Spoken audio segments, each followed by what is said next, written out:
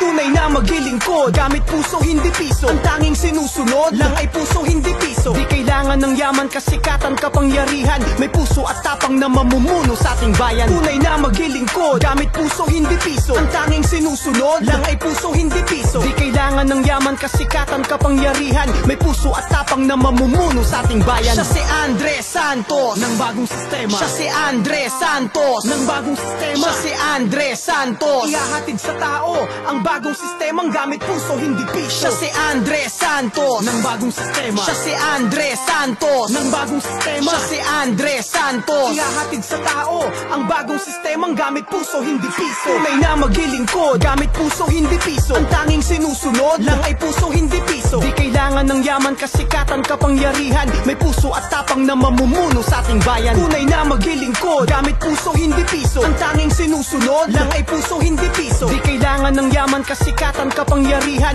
May puso at tapang na mamumuno sa ating bayan. Siya si Andres Santos ng bagong sistema. Siya si Andres Santos ng bagong sistema. Siya si Andres Santos, ihahatid sa tao ang bagong sistemang gamit puso hindi piso. Siya si Andres Santos ng bagong sistema. Siya si Andres Santos ng bagong sistema. Siya si Andres Santos, ihahatid sa tao ang bagong sistemang gamit puso hindi piso. Tunay na maglilingkod, gamit puso hindi piso. Ang tanging sinusunod lang ay puso hindi piso. Di kailangan ng yaman, kasikatan, kapangyarihan. May puso at tapang na mamumuno sa ating bayan. Tunay na maglilingkod, gamit puso hindi piso. Ang tanging sinusunod lang ay puso hindi piso. Di kailangan ng yaman, kasikatan, kapangyarihan. May puso at tapang na mamumuno sa ating bayan. Siya si Andres Santos ng bagong sistema. Siya si Andres Santos ng bagong sistema. Siya si Andres Santos, ihahatid sa tao ang bagong sistemang gamit puso hindi piso. Siya si Andres Santos ng bagong sistema. Siya si Andres Santos ng bagong sistema. Siya si Andres Santos, ihahatid sa tao